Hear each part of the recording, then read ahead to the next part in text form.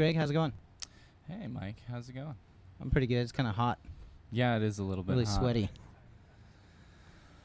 Yeah, it's a sweaty day. It's what we're sitting in Brooklyn doing another episode of Inside the Sulphurbath live web streaming. It feels like it's 200 degrees.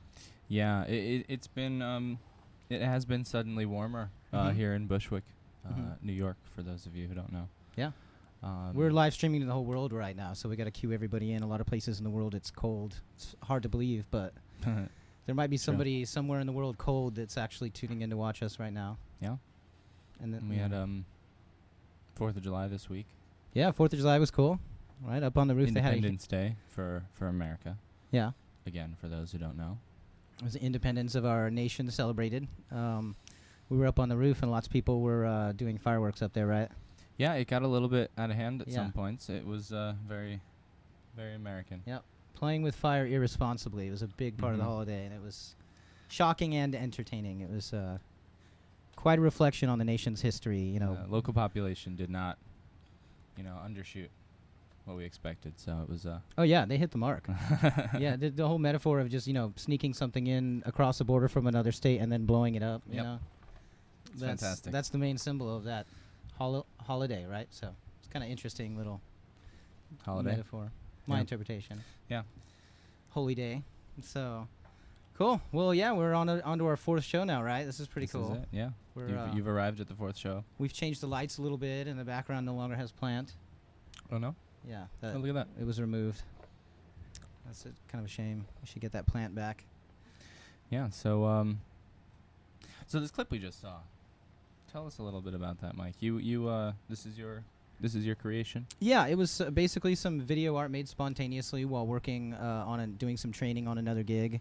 And yeah, basically kind of just using symbolism from ancient Egypt. The pictures that were in there were, of course, the Great Pyramids, the Sphinx, Ramses II, the mummy of Ramses II, and then the depiction of Anubis, weighing souls, the jackal-headed god of embalming, and right. So just playing with these pictures and like applying a different effect to each picture, and then syncing that to the audio that I made for that.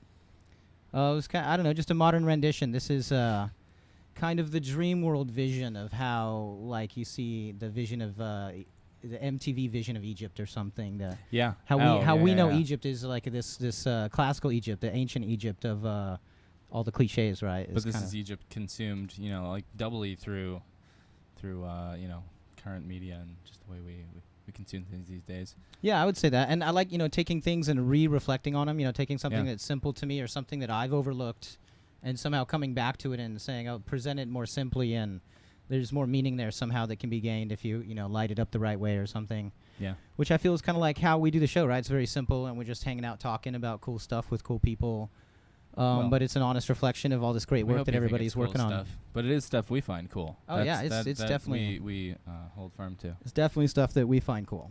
And so we hope to gather some others that feel the same, right? So what are we going to do tonight? You want to present who's going to be on tonight and what all we're getting up to? I would love to, but I honestly don't remember the order. I think that would be better for you to take. Oh, okay. Yeah, so we're going to have our political discussion first. Right. We have Chris Haddix and Sean Randall on the show. They're going to talk to us about a couple things. Chris is a friend that I know already, and I just met Sean. Sean is editor-in-chief at The Mantle, and we're going to have them on and have a discussion that's going to be really intriguing, I think. And then after that, we're going to have Karel Van Beekum on. Karel's been on the show once before, right? He has been on the show once before. So we liked him a lot, so we thought...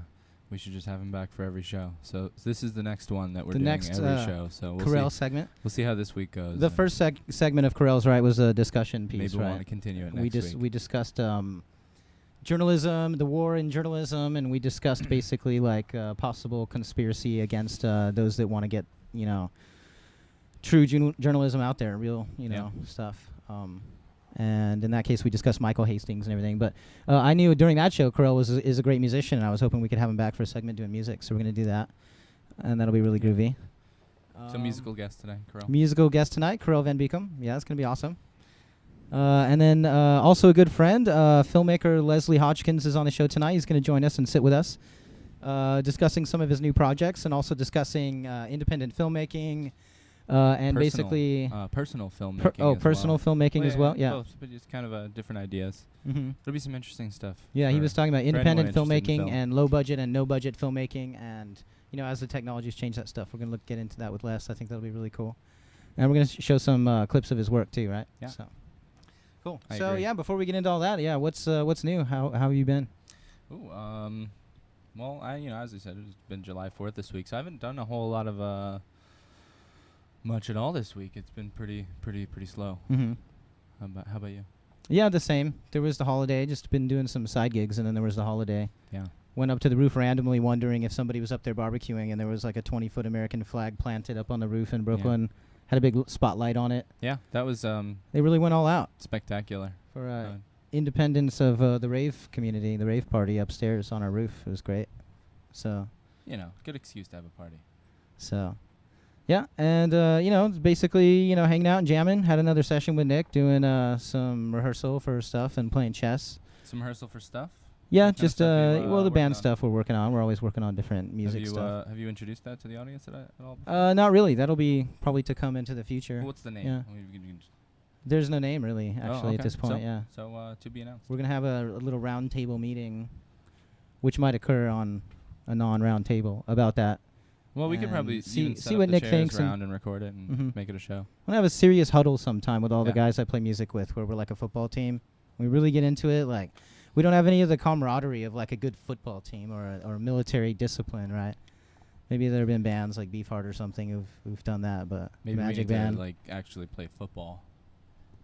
Well, Or no, do keep some playing sort of music. Contact sport. Just in use all the in utility downtime. of football and all the psychology of getting in a team. And we need teams. We need to make like teams of bands. That's gonna be the future, I think, of music. Is all bands will be a team, and what team you support. Like all the rock bands will merge with one But do you compete? band, one team. That's Yeah, where I get yeah. confused. I think genres would compete. Like rock Yeah. music would compete with jazz and like a big Super Bowl-esque kind of thing. But you'd be on the jazz team, or you'd be on one of many jazz teams. Well, wouldn't they, fight? I don't know. This There this would be analogy's getting a players little that would bit- cross over, Okay. All right. like Bo Jackson or Yeah. something, right? Michael Jordan. Yeah. Like Playing it- different genres. at Yeah, the like same time. Carell, he great plays teams rock that with cross me, and he genres can too, also do all kinds of jazz stuff. some fusion teams. Yeah, it would be like a world of fusion teams of music. But you have like guys sitting on the sidelines on benches that are like sitting there with random like bass clarinet or whatever. It would be interesting if in the future sports are actually like music teams, and they like compete each other. People vote, I guess, because the future is going to be all collaborative and Twitter-esque and. Far less interesting, I think. The other way Facebook. around, you're saying like if. I'm not hoping that happens. Yeah. I think that just might Mhm. in the future. But get together and have sports presentations. Maybe that's how it was in ancient Olympia or whatever. Like, oh, look at them running and throwing discus. You want to do like That's- sports shows? They're fantastic. It's like a concert on sports. Yeah, a concert on sports where the stage and the lights and the. Decathlon live. Yeah, exactly. And presented by MGD or something, and like reframe it. That's interesting. Yeah. So much is about might reframing not things go, these days, right? Like a lot of shows, a lot of movies. Like, oh, look at how they framed it. Wow, Yeah. that's great. They thought of a new way of framing that. That's great. It's not always though. It's not I always. think we yeah. should really specifically. Sometimes it sucks. Yeah, I want to kind of I want to deframe, right? I want to Yeah. deframe my deframe and defrag. Yeah, I think it's important to be cognizant of the framing, but not to just live about being aware of that. Well, it's interesting. That's It's like like the step before you go somewhere else, Mhm. knowing where you've been or where it's been, whatever it is Mhm. you're doing. But that sounds like when we're talking about the show and how we want to like literally frame the show. We have the same conversation in that context, right? Yeah. It's like, is this based on something that we're, kind of proposing and putting out there, like as characters, or is it just us sitting here? And That's an interesting question. to some degree, sadly, it is just us sitting here. But on a lighter note, that's very honest of us to do. Well, I think that So. no matter what, if we're being watched, we're in some sense being a character. Yeah. We're self-aware. And that's we what we're know doing, what's going yeah. on right now. But what's great about the serial, right? Every single week we get to edit it and you'd be like, okay, not doing that again. Yeah. Right. Yeah, and you more and more become a character at that point because you're honing what exactly you're gonna do Well, that's true. on the air versus not on the air. Well, let's go through the whole random natural process of that and see what it's like in 20 of months or course. so. And Enjoy, then everybody. yeah, get back. Cool. Right on. It's gonna be a weird journey. So we're gonna invite some guests on now. I think that was a nice little intro that we did, and the clock is ticking. And yeah, cool. So Chris Haddix, welcome out. Sean Randall. Thank you, gentlemen. Thank you. Thank you guys so much for being on. Yeah, cool. Cheers. Yeah, welcome. Good to see you. Thanks for having us. Very cool. Yeah. So part of wanting to do the show originally was, hey, let's make some music and let's show some artist work and contextualize things and decontextualize things and get in and out of certain ideas and present them through arts and music is what I was thinking. But then I thought it'd be great if we had actually a real kind of solid journalistic segment each time where we could talk about something real world politics, real world tech and culture and such. And you suggested that it would be a good idea to bring you guys on the show and talk. So. Well, there's a lot going on in the world right now that could probably help some people to understand what's going on out there if we talk about it. Yeah, and even myself, every time I look into it, I'm like, man, there's just so much that I don't know. And having these big conversations, I feel, is kind of it's always been really a way of sharing information, but doing it this way where I'm actually talking and getting information directly from people and then sharing that online, I think is kind of a cool thing to do. And not only that, just like being able to compress things and have people's specific opinions and everything in there. But yeah, like as you say, so much is going on in the world. So much. It's overwhelming sometimes. So I think I'd like to jump off of what you were saying about framing, because so much of what's happening out in the world is dependent on our own framing and our own perspective and our own points of view on what we're taking. And a lot of what we see in mainstream media, or let's face it, any kind of media, alternative media, is dependent on a single frame, on a single perspective. You get to see a point of view, and there is a selective image and a story that's told within that point of view, but there's also what's happening outside of that frame as well. So, if we think about what's happening, the biggest story right now in terms of international politics with the Egyptian revolution. Disputed term. Right. Well, ongoing revolution. That's what I'm going to say, because if you look at it, some people are calling it a revolution, others are calling it a coup, and still others, purport that it's just growing pains within a continuing revolution that hasn't fulfilled itself yet. So, just wondering if you had any particular thoughts, not being, like international affairs scholars, what your thoughts on seeing the situation in Egypt happen right now. Do you take it as something that should be paid attention to? Do you take it as a second revolution, or how's it coming across your screens? Yeah, of course, I definitely take it as something to pay attention to, and it's funny that this is coinciding, of course, with our Independence Day that we're just celebrating and blowing up fireworks and celebrating, what we call an independent democratic nation.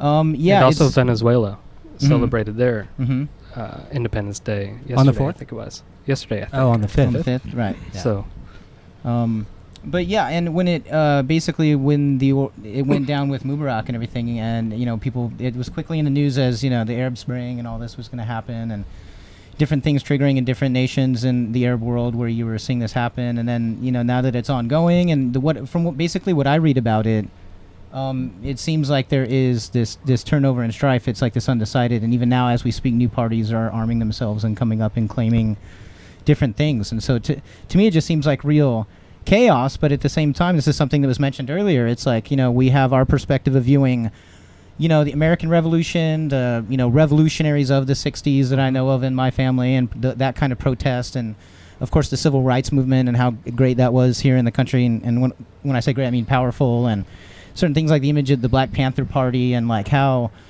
much civilians can do, how much power they actually can wield, and how little it takes actually to trigger them by some kind of leadership, some kind of movement into really wanting to take action.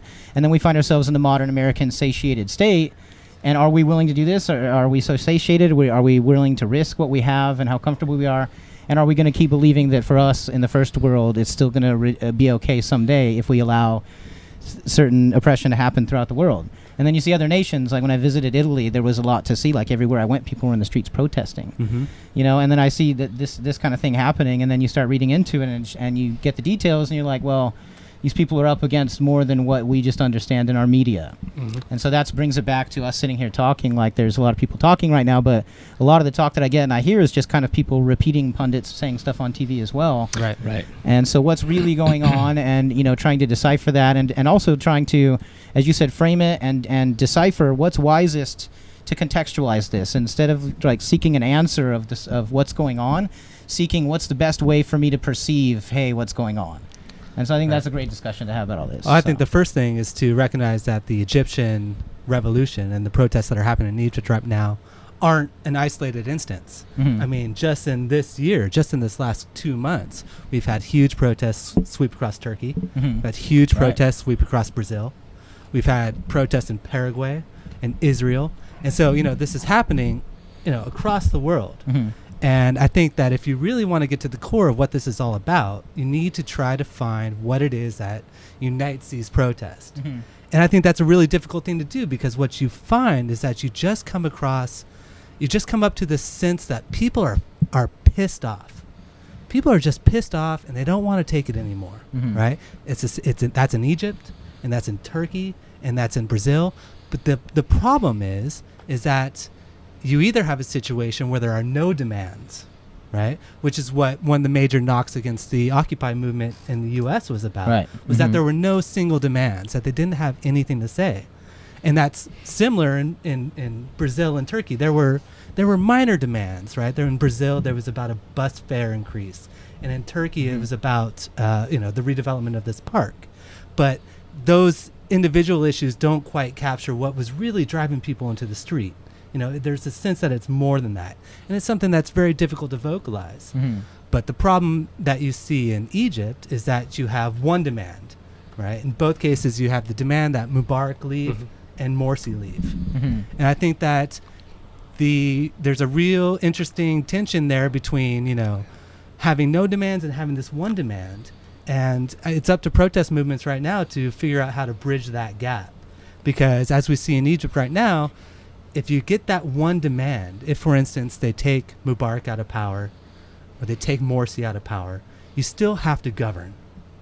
You still have to figure out how to... Which is what the military there is doing now, right? In Egypt, ostensibly. right? Ostensibly. Mhm. But you still have to make sure that the lights are going to be on, Yeah. and the trash is going to be picked up, right? And all this other kind of stuff. And in the cases of Turkey and Brazil, in my opinion, that, same thing. You have one demand, and it's not nearly the same thing in Brazil and Turkey as it was Egypt. It was a much smaller demand. But once they accomplish this one demand, there's still this continuing sense of dissatisfaction with the government. And so even today, there was, protest in Turkey that featured, tear gas being shot into the crowds, right? And there's a sense that maybe, those had been tamped down. But just agreeing not to redevelop a single park in Turkey, right, isn't going to, ease the minds of the millions of people that took to the streets. Mhm. The underlying aspect for both of those, whether you have a single demand or multiple demands, though, is that there's something greater underlying those demands. It's usually tied to economic factors. And so then I caution that we should take a longer term perspective on everything that's happening around the world in the past couple of years, and even probably extend it back to the anti-globalization protests that really got into the limelight in 1999 with the Battle of Seattle. To an extent, we're seeing a global revolutionary movement based on economic factors, mostly based on inequality and disparities between the ever-increasing wealthy and everybody else, who either stagnates or diminishes in their own personal wealth. Revolutions don't happen overnight. They don't happen overnight in any country. They don't happen overnight in Egypt, both times, Tunisia, you name them. There's a build-up to it, and if you think about the successful revolutions, be they the Orange Revolutions, the American Revolution, the French Revolutions, the revolutions that do institute a legitimate change in power structure take years.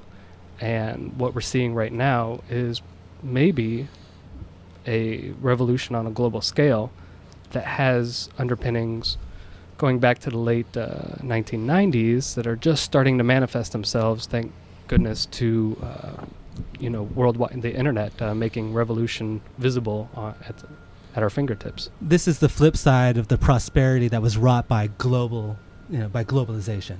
Globalization lifted a lot of people around the world into middle class status, or at least led them to aspire to middle class status. But there's a flip side to that. There's there's a communication amongst activists and rebels around the world as well that are going to fight this, what they see as the inequalities that are wrought by globalization. And then you're going to have issues with people that are, aspire to be middle class, but find that the corruption and ineptitude of the governments that are in place, wherever they may be living, whether it be Egypt or Turkey or Brazil, wherever it might be, are really that barrier to prevent them. But these two things happen on different levels. You have people that are protesting to be middle class, and this is happening. And then you have people that are truly revolutionary and are looking to actually, overturn the status quo, the capitalist status quo as it exists, globally. Mm-hmm. And, going back to Egypt right now, you have, the June 30th protest, which were organized by a liberal group, not necessarily a revolutionary group, but a liberal group who just simply said, listen, Morsi is subverting democracy. He was a democratically elected leader, but his actions are subverting democracy. Mm-hmm. And what we want to do is take to the streets to reinstitute liberal democracy, right? But there were, there's continuing in Egypt, from the beginnings of Tahrir Square in 2011 through now, there's a true revolutionary movement as well that's saying, listen, what we're looking for in Egypt is not, some kind of entree into the global capitalist class, right? Mm-hmm. But maybe something different. Maybe something, maybe this is an opportunity to really put something different in there.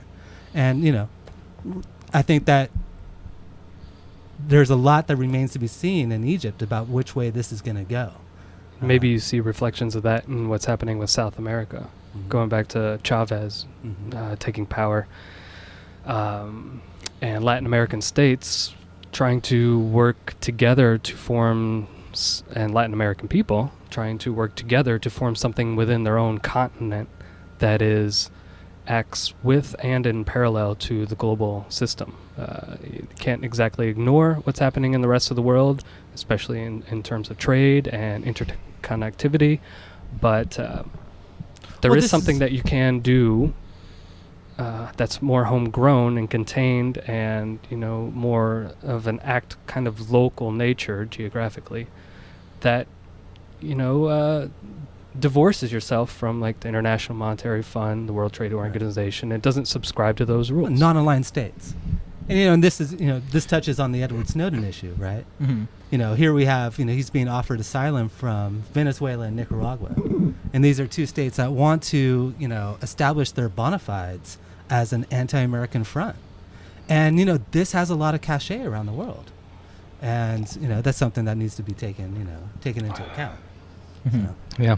And the losing of credibility worldwide and in every nation's newspapers. Well, and that was how a, people, that was a major feature of these Egyptian protests, Mhm. was that they, the people in Tahrir Square starting on June 30th, they were of a very, strong, if not anti-American, we'll say, very critical of the American support of Morsi, Mhm. right?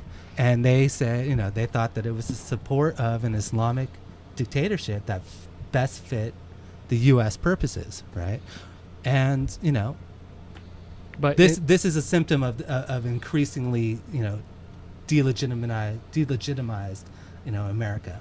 Yeah, well, and then in history, if you think about the history of Iran or something, I mean, it's not the first time where we've put our foot down and supported somebody there, of course, for, access and resource, and then to have the people see it in a different light that our media says, oh, why are they looking at it this way? So, I mean, there's warrant for that, right? I mean, be suspicious. And Say so. Also back, Sean, to something that you were saying just about pragmatism. So what would you recommend as you're talking about, like, pragmatism on a local level? And so obviously for me, number one is trying to understand these situations more. And like I said, having talks like this and having you guys here is great for that. But Do you have any resources for something like that? I mean, what would you, if other people are out there like thinking the same thing, that might be a good time to talk about the mantle, right? Or yeah, I think the mantle is just one element of this sort of parallel movement of media outlets popping up here and there, trying to present a voice that isn't represented because of a conglomeration of media outlets and voices in the United States, for example. If you're going to get an opinion on what's happening in the Middle East, it's generally going to come from somebody who's based in Washington, D.C. or New York City, Council on Foreign Relations, Right. or some similar organization, a think tank. But certainly filtered. Exactly. And it toes a line that is accepted. It's pro-capitalist, or it's pro-free market, or it's pro-American. It's an outward-looking opinion that we get in the United States. But now with the rise of the internet and the flexibility to seek voices from around the world, I certainly recommend checking out outlets that mostly appear online. And you can, from finding alternative media outlets in the United States is one thing, but now we can start to see information translated from native languages and start to get people's voices from in country. So that's one thing that the mantle does. Yeah. So, for example, when Sudan was going through its referendum recently to whether or not it wanted to separate into two countries, Sudan and South Sudan, you could read in the New York Times and Washington Post a lot of opinions from so-called African experts, but the mantle reached out to Sudanese and asked for their opinion on what was happening on the ground there. So did you find just to ask you quick, did you find a big difference between what was being said here and what was being said what you find there on that particular issue? What you find is a more human element, Right? because what you start to read in the newspapers, and they have to be short at 850 words or so, or on CNN they have to be a minute and a half clip if they are covering an international issue. What you start to get is a real personal human element to what's happening and how the politics is affecting personal lives, Right. and which helps, But I mean, in the end, decision making. isn't that what politics is all about? Is our personal lives? Yes. It is, but the powers that be like to centralize that control. Absolutely. Well, we at the Mantle published an essay that was written by one of the young men that took part in the Turkish protests, and he was a 25-year-old teacher, and he was never particularly political before the protests erupted, over the redevelopment of Gezi Park. And he wrote this very personal kind of reflective essay on why he was there. And it wasn't, it was exactly what you would expect to hear from some young person who is struggling to find their way in this world. The same that you would hear about folks here, Right. or anywhere around the country. It's just that very same thing. And I think what was interesting, especially about his essay, was that he said that he was trying to live the life that was in line with Western standards, right? That he liked to have a beer every once in a while. He wasn't particularly religious, right? And in fact, he had been brought up in Turkey, who was all this for the last dozen years trying to get into the EU. He was brought up with the idea that this is how we want to be living, and to grow up and find that in fact he was being in his opinion he was being somewhat repressed by the government for being Western and liberal and secular. And but it was just a very personal account, and that's not something that you're going to find in the Absolutely. mainstream. And this was his first protest, I think. Right? First protest, first time he's ever written anything. It was we reached out to folks in Turkey that might read the Mantle, and he sent us this manuscript, and we worked with them back and forth and put it up, and in fact it got a lot of play, and a lot of people that a lot of of our Turkish readers, reached out to us and wrote comments on the blog that said, this is really expressing exactly how I feel right now. This is, cool. he took the words from my mouth, and we found him via Facebook. Yeah. So just put a call out. Yeah. And technology, how much it changes today. Journalism is a whole new thing, right? And like you say, if it really is a global movement, it'll be on these people sharing like you said, a personal story, and that's what's going to be most impactful. That's actually the opposite, the antidote to what we get from the big newspapers and the big media outlets. Is we get the very opposite of the personal story. It's just summed up in some quotes of math and some random photos of a crowd you don't know and someone's assumption and etc. But that's the thing now with the technology, like Facebook, or how quick you get the news on Twitter before you can get it through another official outlet. It's really coming down to the people really sharing, this the kind of their personal experiences again.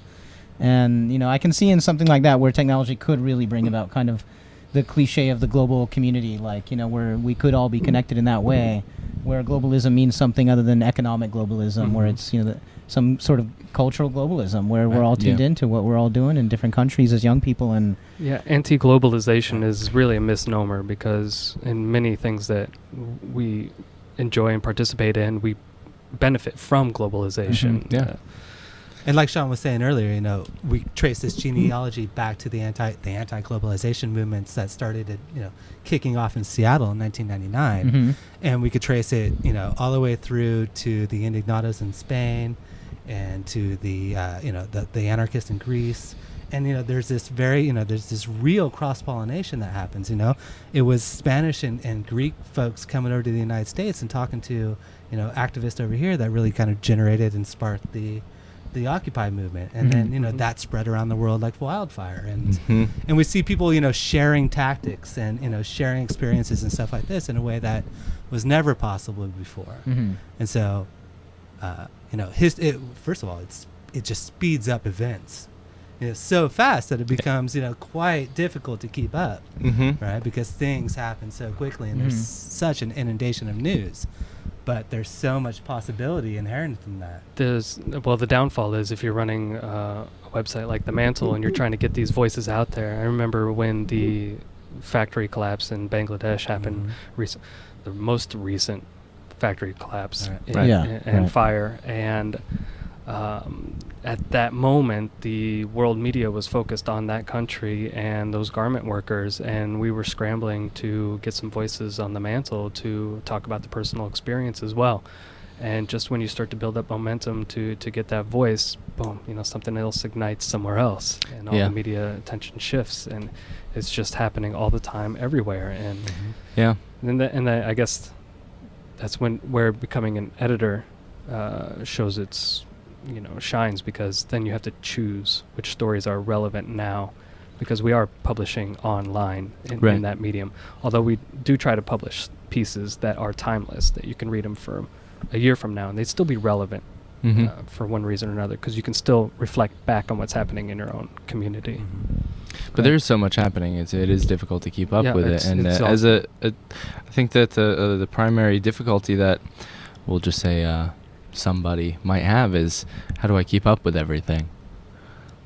So that's difficult. Adderall. Yeah, and then what do you keep up with? Because there's so much out there that is just really intended to fill up your time and fill up your mind and keep you from thinking about something else. And also, there's a danger that if you are a news junkie, I consider myself something of a news junkie, but I also find myself thinking in these kind of these global terms, these very large terms, thinking in terms of states interacting and, regions interacting. And you begin to lose that personal element, that focus on, the actual individual who's experiencing these things, I mean, I could talk about Egypt and talk about geopolitical strategy and how this is all going to work out. But, really, what's important is what's going on with some Egyptian that's, on the ground right now. And, trying to find those voices and trying to give them a platform to express themselves is what we're trying to do at The Mantle. And I really think that it's, the antidote to a kind of news cycle that focuses on these kind of like never gets into the details. We're just digestible news, large things, right? Eat it, you're done. Move on to the next within thing. a certain amount of segment, it allows for ads that just enough time to get you from getting into anything deep. And a lot of news outlets now consider what's newsworthy to be what drives the most clicks, rather than what's actual news, and that's sad. Yeah, and you'll see the mixing of all the celeb info with right up there with affairs in Iran and stuff, and you're just like, really, it's just important stuff. Just our important news. Well, I mean, it's also important to determine how it's important, right? Because it's not just the case that knowing news is important or knowing trivia. You know, I mean, it's great if you want to, you know, go on Jeopardy and take home $30,000. It's important, right? But how is the news? Common. How is what's going on in the world really, you know, important to us right now? And you know, that's another level that, again, the mantle is trying to do, is trying to provide that, you know, interpretive device where we say, you know, this is why it's important. This is, you know, how it, you know, can affect our lives or something like that. And that's another thing that, quite frankly, you don't get. No. On the no, you really news. Just don't get it at all. No translation whatsoever. No just translation.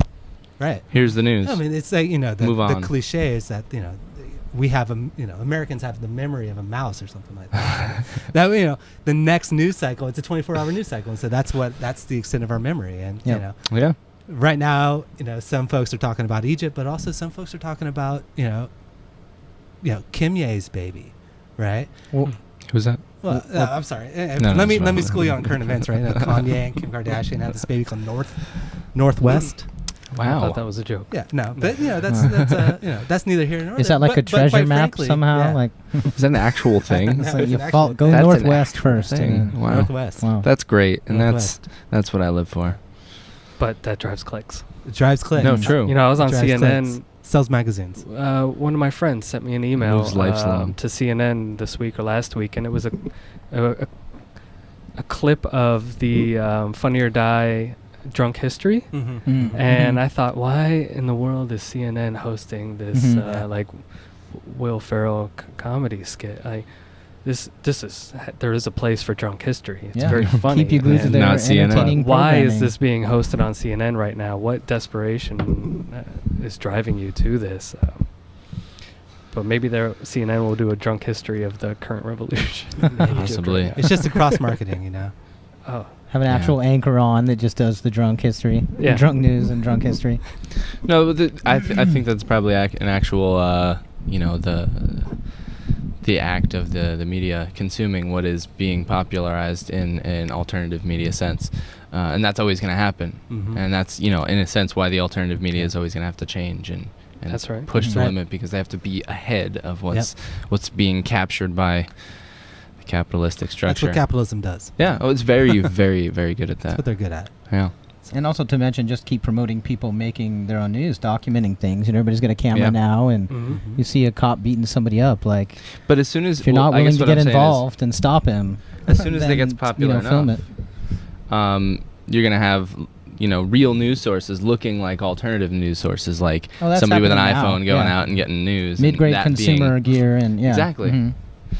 That's gonna devalue all the real news, I guess, as we'll put it.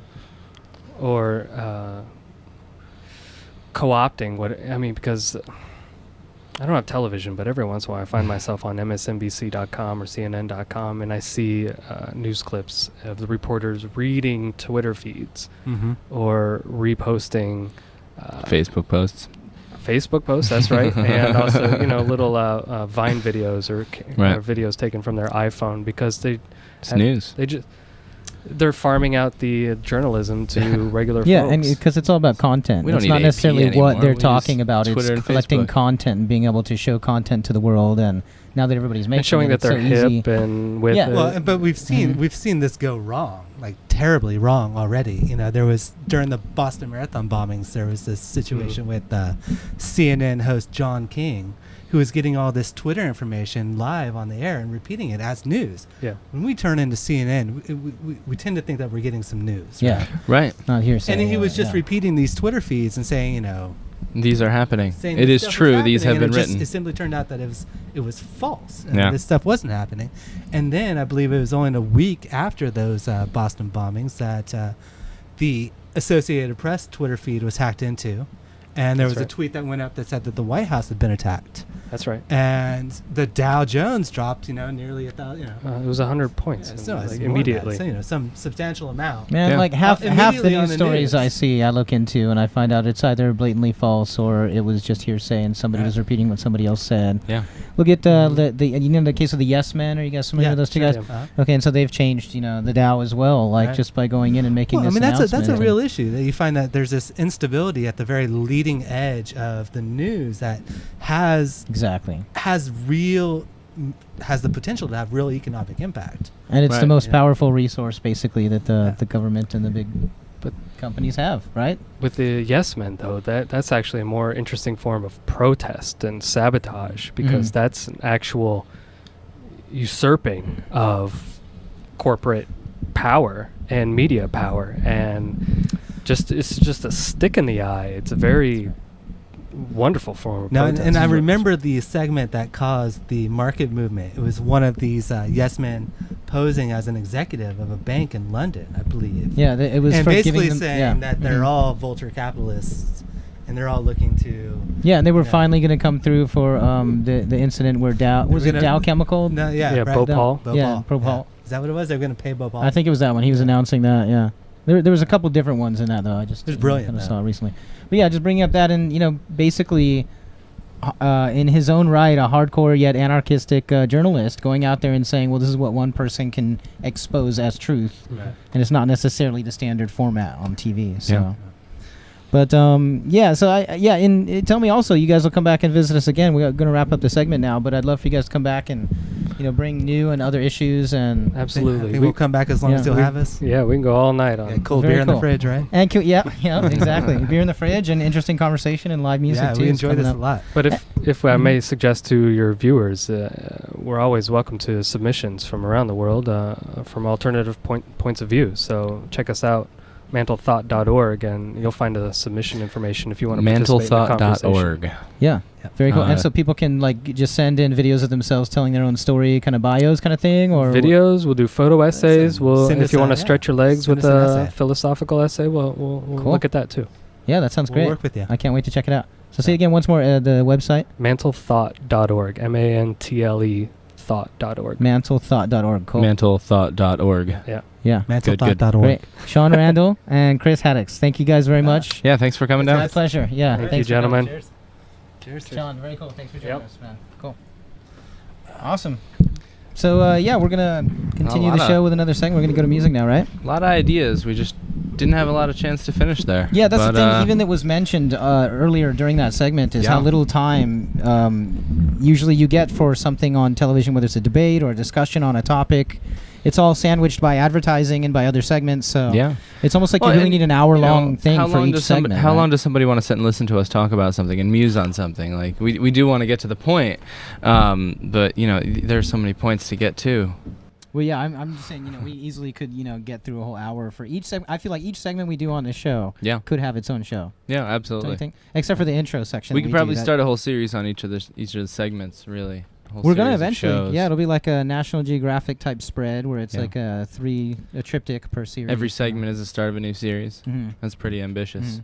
But no intro to we'll just go get there. straight into it. So yeah, that was really cool. That's again one thing I want to always keep on the show is what's going on in the world and enlighten me and help me learn and explain to me what's going on and getting different perspectives of what's going on in different places. I in the think world. what's really important is that we're never gonna reach an absolute knowledge of what's going on. We're just gonna get closer and closer to knowing the absolute. Yeah. We'll just know more. We'll be able to absorb enough to maybe get a general idea, but I think we'll have a really hard time getting to that. Yeah.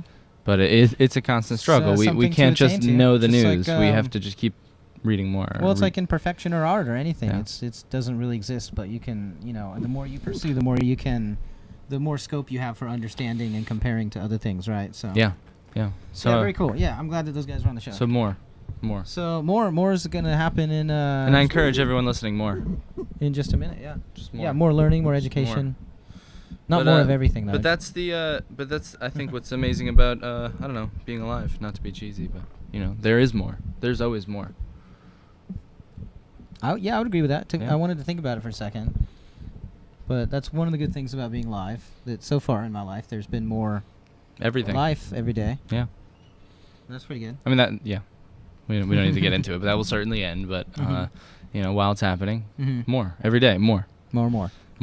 You can get more let's understanding, move on or you from can just get more. the more concept more and go away from it. into more show. I agree. Yeah. I think more show So- would be the next best thing. Cool. we We're could gonna bring out some musicians right now. We got Krill and Fumio to join us. do. Oh, we got them both coming in at the same time. Yep. Krill, how you doing? I'm good. Yeah. Cool. You play some sax with us. You want to do like your performance first, and then maybe talk to us a little bit about? Sure. Yeah. Awesome. We'll play a little bit. Cool. So let's introduce Karel Van Beekom playing saxophone for us. And Fumio Tashiro is playing some upright bass.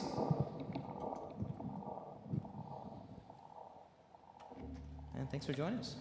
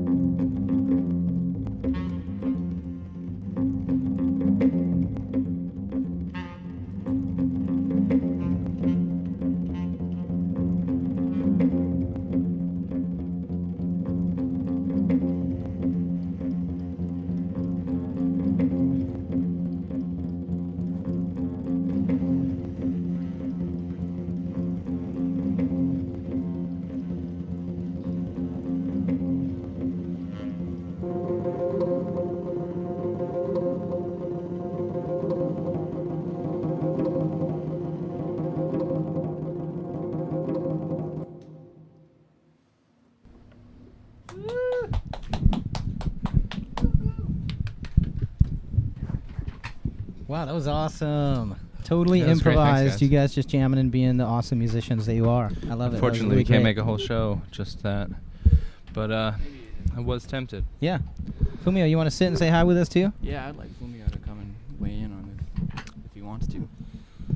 Very cool, man. Thank you. That was very smooth, very literally very cool, very smooth, very dark, wet, rainy night street driving.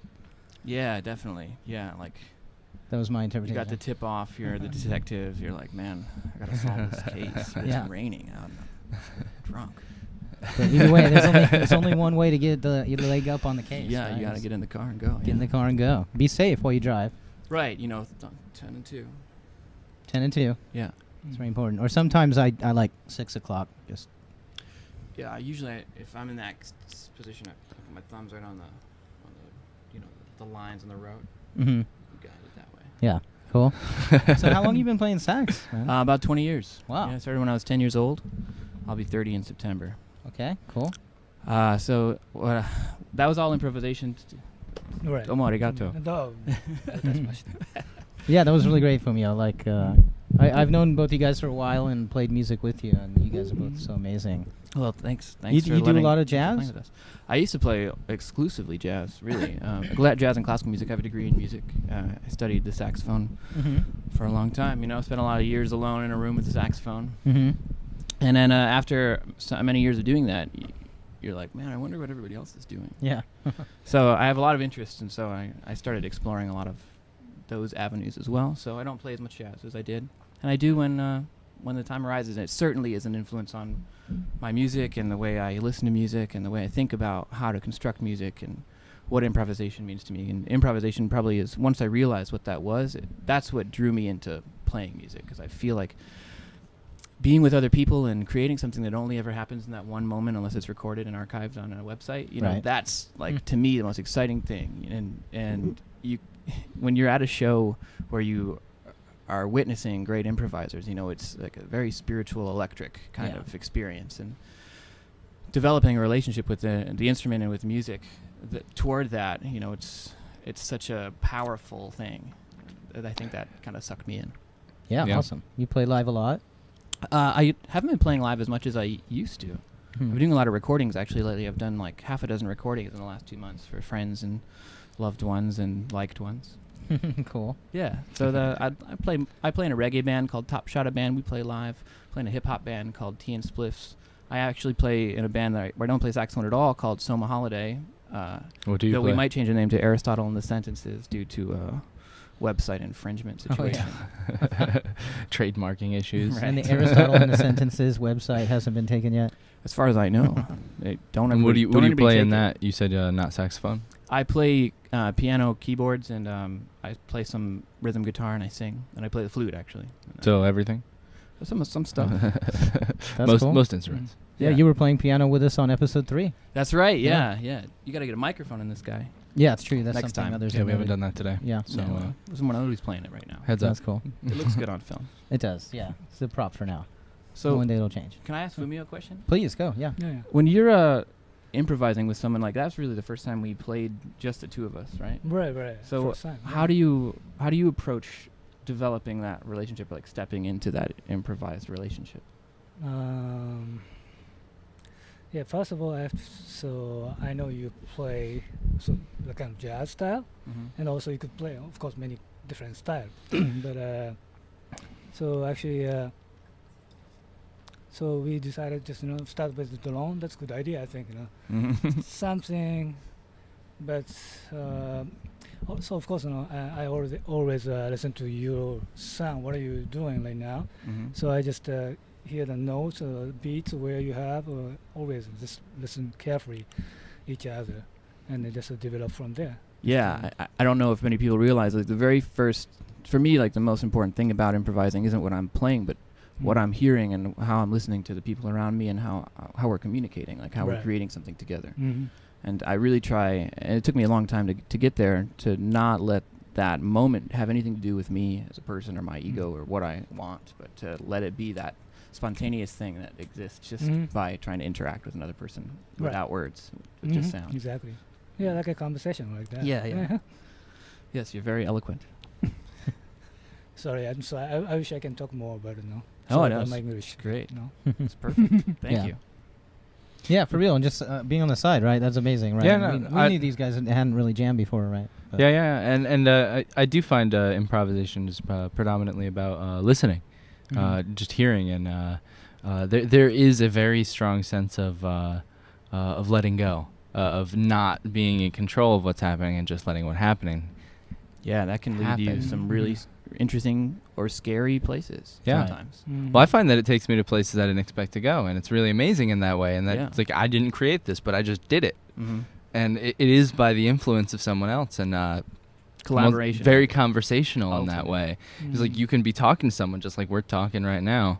Not to get too meta, but just like we're talking now, we are sharing our ideas and going into a conversation without knowing what we're going to decide on. And we're just going to do it. We're just going to have words at each other, and then they're going to maybe go to some other words that none of us thought of before we started. You were going to start inventing words, Yeah, exactly. but if we listen to each other carefully, it might just work. Yeah, absolutely.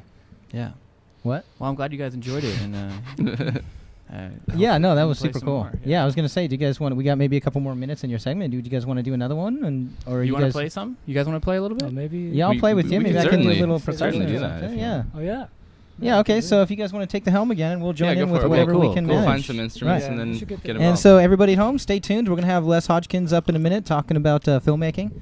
And for now, we're gonna just finish this segment out with some more music. So Absolutely. this is Fumio Tashiro, Karel Van Beekum, Greg Becker, and me. Mike Wilson.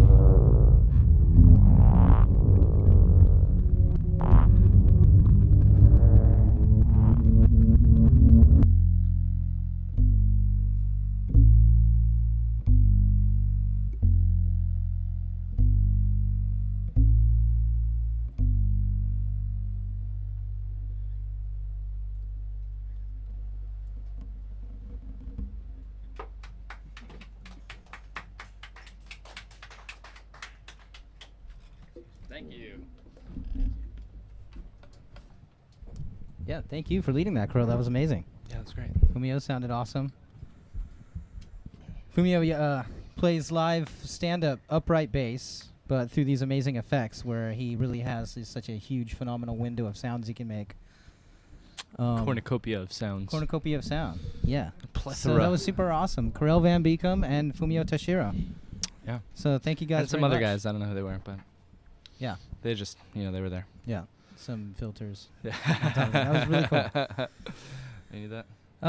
No, I'm okay. Got I a am little- a little sweaty. Got a little intense let's, there. slide over. You're kind of in the corner, right? So let's Yeah. I'm kind of stuck against get the back mixer to a nicer dimension here. Cool. Yeah. Thank you guys for tuning in. We're going to wrap up the show by bringing on Leslie Hodgkins.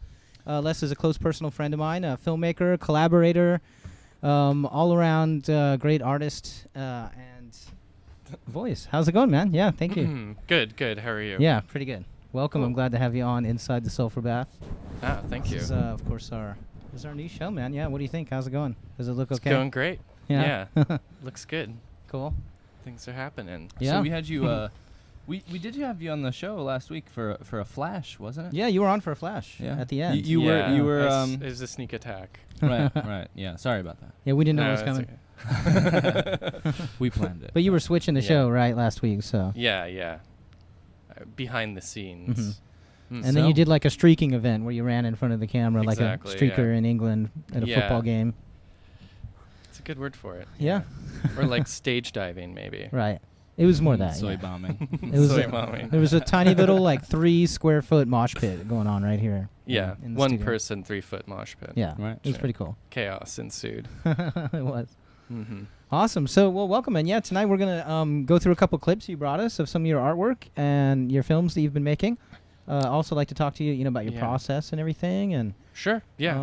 and your interests and everything and what you're moving towards as you make more projects. So, Yeah, well, we're going to have a few clips that are from newer film projects that I've been working on. They've been in gestation for some time, so this will be the first time that a lot of people have even seen any of it, so that's great. cool. But yeah, it's, sort of homemade personal filmmaking, I guess is how I would describe it. there's obviously not a lot of budget or crew or large production expense that goes into these films, but for me, I think that that's great. I think that film is a medium that can be exploited by individual people. Doesn't necessarily have to be a large production necessarily put on by a studio or funded by large commercial or corporate interests to make it happen. And that's the kind of filmmaking that I'm primarily interested in. So what you're going to see was these films were largely made at my own expense, as an extension of my own interests, and at a large, maybe to some degree, a reflection of my own personal life in some way or another. Not that they're at all realistic, but there's always a kind of mirror or double of a person's own life, I think, when they're working with art that directly to create something. It's and naturally personal, and you get into something that you view that's yours, Right. And what kind of format are you talking about when you're saying you're doing it yourself? You doing video or? Well, I made these films. One of them that you're going to see was shot on 16 millimeter film, and incorporates a lot of found footage. I think the first clip we're going to show is from this. It's largely, I think of them as collage films. This one in particular is a project in making a kind of collage film, very much inspired by probably the films of Joseph Cornell or Bruce Conner or Harry Smith, early films of Harry Smith. So kind of working in that sort of a tradition of this idea of taking existing footage and recontextualizing it into a new film format or expression. Something that I tried to do with it, though, in this film in particular, was to collect together a lot of found footage culled from old educational films, science films for the most part, as well as home movies from the 1940s and 50s. Was that all found 16 millimeter? Or it's all 16 millimeter footage, yeah. And then mixing it together with some of my own footage that I shot in order to create a kind of narrative, because I think a lot of films that are made that way tend to be more abstract and more poetic, and certainly that's what I'm trying to do with my film as well, but I really tried to use those disparate elements in order to create a narrative that unites everything that's inside of the film. So that was actually kind of a challenge. It's sort of an interesting way to work, and that process in and of itself, I think, is very much related to, sort of surrealism, this sense of taking something that is disconnected and irrational and trying to find some sort of confluence or relationship or resonance between the things that you're working with. So that was a very interesting process for me. Something that is a big inspiration would be like the early Max Ernst collages. He'd make these collage novels out of old 19th century engravings that he would put together, and there's a kind of dreamlike continuity between the images because they come from a similar source, but he's completely recontextualized them and created this kind of surreal sort of dreamlike structure out of these things that are normally very mundane or banal, and then using them to create art. So it's very much done in that sort of spirit and that sort of tradition, I would say. Yeah, very cool. And do you feel somehow like you're working against the grain with, because a lot of that methodology is used by modern filmmakers that are in HD and using the highest tech, the red cameras and all that. How do you think that plays in a world that, on one hand, it's like big studio movies, every studio wants to invest in the next Avengers film, and that's that's really 90% of the industry now. And then on the other hand, you have the 16-year-old kids making a film to put right onto YouTube and video. Yeah. But in between, there's this niche that has been carved out. That do you think that type of film is can play more now, can have more of an audience now in this world of all the new digital stuff? Maybe, yeah. I don't know. I feel like as far as the approach, I would probably be much more in line with the generation of people who are using the internet in a kind of DIY, direct access to art and then distribution of art, rather than a sense of a larger commercial economy built into the sort of art that you're trying to create. So these films are certainly made in a spirit that I don't think really relates to that sort of larger commercial production of films as people know it. And certainly I think it's very interesting that a lot of people have this direct access through the internet or through easy to acquire technology. And I think that that is a direction in filmmaking that more and more, and it's hard to even talk about it as being new, because I think aside from the internet, there's certainly been generations of artists and filmmakers who have used the sort of more easy to acquire filmmaking media in order to construct their own, visionary films out of those materials. And that is a huge inspiration to me, and I think is very important. But sure, I think that the internet is kind of a whole new direction that maybe some of that can take, and certainly digital technology as well. And even though these films were made using actual 16 millimeter, these sort of outdated media, that I think sets it apart in some ways from digital technology, clearly. But it's not. I don't think it's a sort of purist statement about filmmaking at all. For me, it was just more what felt like the ideal media to express this through. So, especially you're using the camera because of the characteristics of the camera. That's something you wanted to capture it with, as opposed to using it because of its ease. Right. Yeah, perhaps. Yeah, sure. What is that camera? That's a Krasnogorsk, right? That thing's practically a dinosaur now, right? They're going to be fewer and fewer around. I've used a few different cameras for the film in particular. But you pretty much are using an archaic tools at this point. Yeah, well, I think that camera was probably built in the 1940s or 50s. So, yeah, it's pretty old. It's very old technology. But it's, I intentionally use it with digital.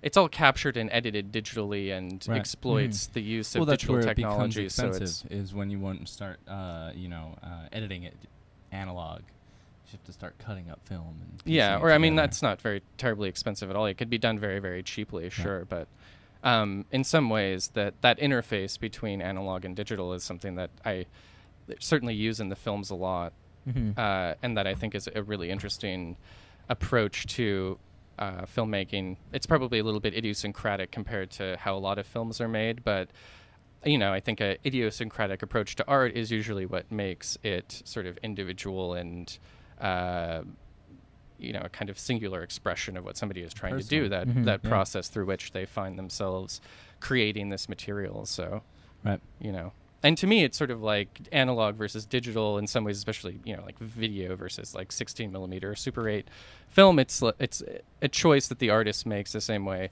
they choose to paint a painting in oil or in watercolor, and it's so in that way, I think it's unfortunate that those media, actual shooting on film is becoming somewhat obsolete to a lot of people, mainly because of interests having to do with the market and because you can make it look like that anyway.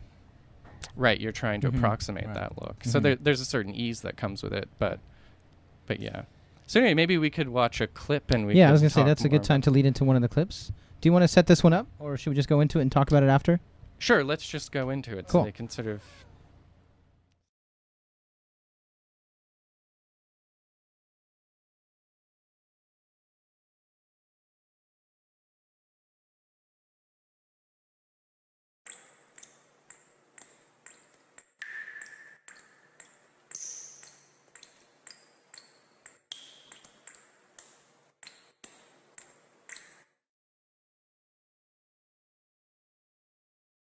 I know that you left to look for seashells again.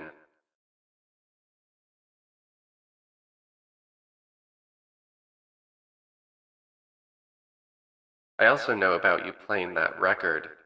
We've talked about this before, about the effect that those things have on you. I've told you those are your triggers.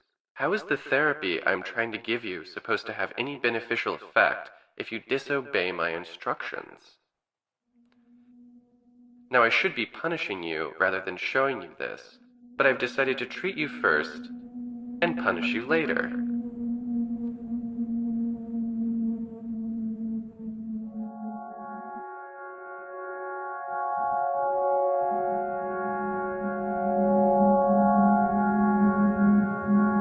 perhaps I can draw your attention to the mercury in this tube.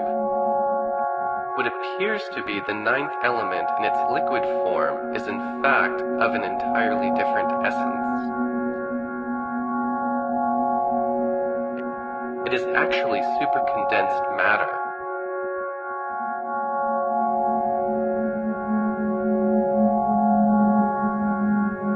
So dense, in fact, that it creates the reverse of matter. It is not antimatter. No. I've named it in matter.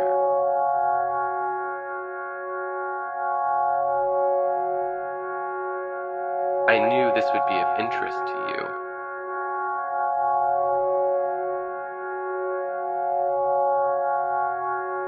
In matter is what I am attempting to prove is the closest known substance to the actual material of the human soul. For I will elaborate on this or any other experiments I have undertaken for your benefit. Now, perfect. Okay. Yeah. That was cool. I've seen that a couple times now. Yeah. Really cool. So some of that was found footage and some of that was what you shot, or do you want to tell us about that? Right? Yeah, well, obviously the weird guy doing the experiment is something that Recorded has by been kind of recontextualized and made into something that I've been exploiting for the use of the narrative, basically. But I dubbed a different voice over somebody who is, originally doing something completely different. So Right. It was like 1940s or 50s chemistry teacher footage or something like that in there. Yeah, it was very probably. intriguing. Yeah. And what is that project called? Can you share it with us? The film is going to be called Casa London, Mm-hmm. and it's a sort of longer piece that we'll probably have another clip from later that is one of these collage film experiments. It's a little different than the other film that we're going to see footage from, which is more of a travelogue type film that was shot primarily in Mexico, almost Still on entirely. 16 millimeter though. This one was shot on Super 8, actually, and on color reversal stock, Super 8 reversal stock. So, And if it doesn't take too long, what is that? What is color reversal stock Super 8? oh well, a reversal stock is a type of film stock that you shoot on that you don't create a negative from. Okay. That you develop a print directly from the film that you've shot on. So It's like slide film? maybe a little bit, yeah. Okay. And it kind of has slightly a look of like slide Mhm. film, I think. Yeah. I think The for colors are standard usually- photographs, they call colored slide film reversal film also, yeah. Yeah, well, same they thing. do the processing method with C41 and whatever slide film is called. Mhm. Yeah. That might be something like that. So is it intended to do something different with the film than it was originally done, or is it just the type of film you used? Yeah, well, it's for ease of expense, really. Okay. I mean, it's a medium of film that most people would probably use if they were making home movies. Right. So if they were going to go out and when Super 8 was popular and they were shooting a bunch of footage, they would just want a print that they could just watch whatever they Yeah. made their home movies Something on. very probably. very average general, just like good fast ISO or something like that. Yeah, exactly. It's sort But of it has fixed such a ISO, cool so you- texture and the quality of it, and there's something, it's, interlaced with nostalgia inherently, and it's, I don't know, something very interesting about that. Yeah, the colors are very desaturated, Mhm. and it has an older look to it, Mhm. which I'm very interested in the way that different mediums, especially visual mediums, can evoke time periods. Yeah. Even more so than you'd like a style, maybe. You could see a certain style of like painting, and you could say, oh, this comes from that time period based on the style. I think with reproducible mediums that we have now, it has to do with how technologically advanced that given thing is, and Right. the aura that creates when you Mhm. see It's it. very absolute. Like that film is going to look like that film Mm-hmm. always.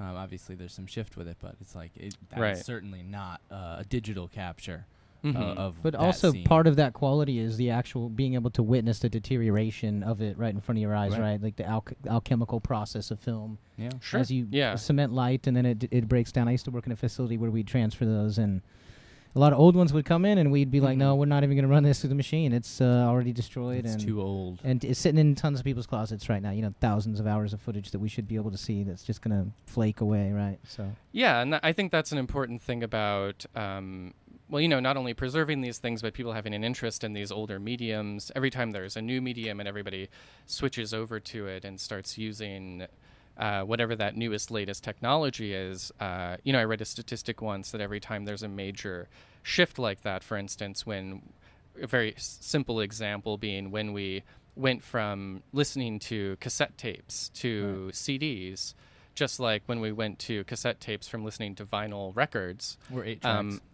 Yeah, or 8 tracks being kind of a weird in between there. Like you know, Betamax. once you make that move, about half of the material that formerly existed in that medium doesn't actually translate. So you don't actually get, because of whatever kind of commercial interest that people have or whatever their, you know, whatever use there's going to be gleaned from that. So I realized this with DVDs, you know, like, you know, when is this particular movie coming out on DVD? And I was like, oh, wow, someone has to actually feel like it's worthy of being transferred to DVD for it to exist. And that was economically I guess that's worthy. obvious, but it just kind of, I didn't think about it before I, you know, directly said, why isn't Revenge of the Nerds 3 on DVD yet or whatever? Right, exactly. So, I mean, that's something that interests me about a lot of this footage that you can find, that it sort of doesn't really exist anywhere else now. It's something that was reproducible at one time, but only had a limited life in the world of use, and then sort of doesn't exist any longer. Well, that's interesting, because that's kind of what's fundamentally cool and different about that. We're losing the mortality of footage, right? There's something like 1,700 years worth of footage on YouTube now. And so that's immortal. It'll be on the internet forever. So, but there was that period of time, like, we want history. We wish we could go back and see what Alexander the Great had on his shelf, you know. We just so we wish secretly we did have all of that recorded throughout history, but like starting now, we kind of do. Right. And yet there's that whole history. Not even that long ago, our parents' generation, right? In the 70s, you're finding footage from the 50s, 60s, 70s, and it's stuff that won't be digitized, won't be on the internet, and as soon as it gets to the right temperature, it'll be lost, you know. Yeah, exactly. And a lot of that is really interesting. I love that stuff. Yeah, absolutely. And so where do you find this stuff? Oh, you know, any thrift stores, garage sales, eBay.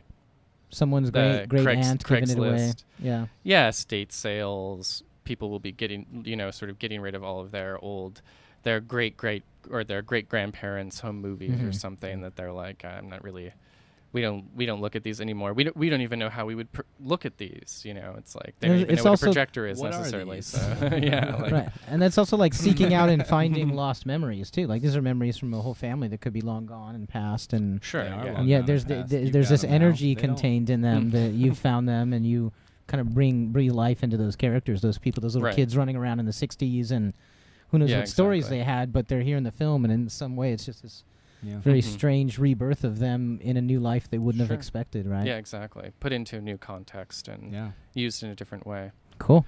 All right, well, you want to cue up the second one? So actually, this next clip that we're going to watch is from a film called Wonders of the Shadow Hemisphere, and it was it's a sort of dream travelogue of Mexico, but you're only going to see one little snippet from it. So anyway, here it goes. Awesome.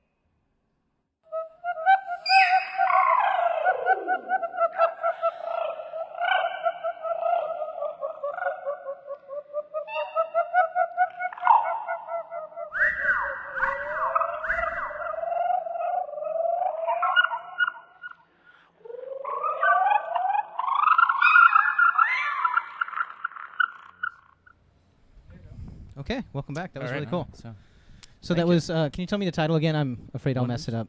Oh, Wonders of the Shadow Hemisphere. Wonders of the Shadow Hemisphere. That's really cool. And you were standing atop a pyramid, or what were you doing there? What's going on? Oh, no, no, that was all footage shot in Oaxaca City in Oaxaca, Mexico. And what camera were you using for that one? That you said the Super 8 on that one? Oh yeah, that was shot with Super 8 footage. So that was a film that's sort of like you could call it a travelogue, but to me is an interesting process of editing it because it was collecting all of this footage and then from travels in Mexico and then taking that footage and sort of trying to put it together to form some narrative that had absolutely nothing to do with the trip or with traveling or anything like that. Yeah, you're building a whole other mythology behind it. If you're using your footage as found footage for another. Exactly. That's interesting. Yeah, you could say that definitely. So, I mean, there's a process there that it's a lot like writing, Right. So you're taking this footage and you're figuring out how to write a story with it. So, so that actually, I wanted to ask this earlier, but I didn't know if it would go into too long of a conversation. Do you find that the footage you find, in some sense, writes your stories at all? Sure. A little bit? Yeah, well, that's one of the really challenging and evocative things involved in that process is you're sort of limiting yourself to these given things and you have to figure out how you can fit them together to make a story out of it. And I think a lot of documentaries are probably made that way and certainly something that was a big influence on that, like I said before, sort of like collage films, but also documentaries and essay films. So the Wonders of the Shadow Hemisphere is sort of like an essay film that imitates like a silent film, I guess, if that doesn't sound too abstruse. No, absolutely. But something that was a big influence on that was some, like Louis Buñuel's L'Âge d'Or, which is it is a silent film from a certain era, but it's also uses a lot of found elements, found footage, and it's sort of the storyline is so associational, the way that it develops and the way that it moves through the story, that it has a unifying theme, but it's very surreal and feels very dreamlike because the movement of it is so based on free association and based on a kind of weird dream logic. So there's an element of that to the film that we just saw. And I would say also to the other film that we're watching footage from, the other project, Undine. Which it's called Casa London, and it's all in black and white, and utilizes a lot of actual found footage. Right. So, and when you're for this one, for example, that you're about to that we just watched, when you're out there shooting, do you have an idea already in your brain what you're going to use this footage for, or does most of that happen when you're back editing? How much of it is a post-production process? Sure, there's kind of a loose idea involved, but it's also, like you guys were talking about earlier with Fumio and Carol, it's a lot of it is improvisation. So you're in a given situation and you are trying to see what works well, what looks good, what kind of footage would be something that would be usable. And, I think anybody's filming process is kind of like that. So, a lot of it is you just sort of feeling out a situation and trying to get good footage, and then later you figure out how to edit it. Yeah. So, I think the films of Chris Marker are probably a big influence, which assemble a lot of different sorts of sources of photography and film that are some great assemblage work, and also kind of creating a new language. You mentioned Harry Smith, something like Heaven and Earth Magic or whatever certainly creates a whole new type of space that people aren't used to. Oh, I'm watching a film. It's a whole new type of space that they're not used to really following a narrative in that way. Right. And so it becomes very exciting in that way, especially like you said earlier. You were saying one of the keys is having that narrative stick, so it's not so random sometimes. And I think that's really, when I see experimental work like that, that's what really rewards it for me, is when I realize that there is some undertow here that I can follow what's going on, and yet at the same time there's the other side of that too, which can be enjoyable too, of course. But can we see any of this work of yours online as well? Obviously we're just showing little clips from these, but can you see Casa London and the other film online anywhere? Or Sure. In the future. Cool. Some indeterminate Maybe we'll point. set up a screening. Once it's something. finished, I'm going to put them online. I'll have they'll be on their own website, and people can see them that way. And Cool. who knows? Maybe they'll be make coming it available to at Sulphurbath. Yeah, anytime. Sure. Once they're done, Yeah. they'll definitely be able to be linked to the show and everything. And maybe on another episode, we'll be promoting it screened somewhere. Would be cool. Yeah, nice. Yeah. Yeah, be coming to a theater near you. A theater near you. Do you guys want to all do it at the same time?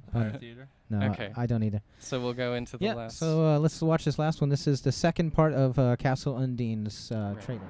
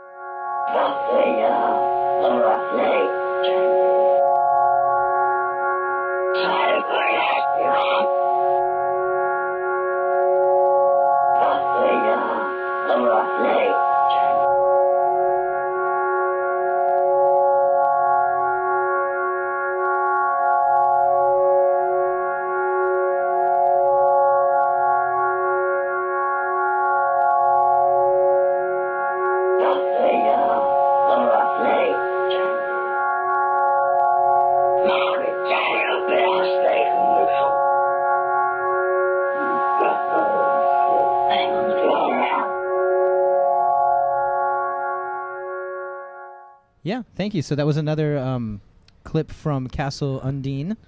Yes. And yeah, that looks amazing. So what? Tell me a little bit more about that. What was with the music on there and such? How did you? Oh well, the music was made by a good friend of mine, Louis Sherman, who did an amazing job. Cool. Yeah, that's with great. The sound design and the music. So sounds really cool. Did he actually did he record all of that in his studio or?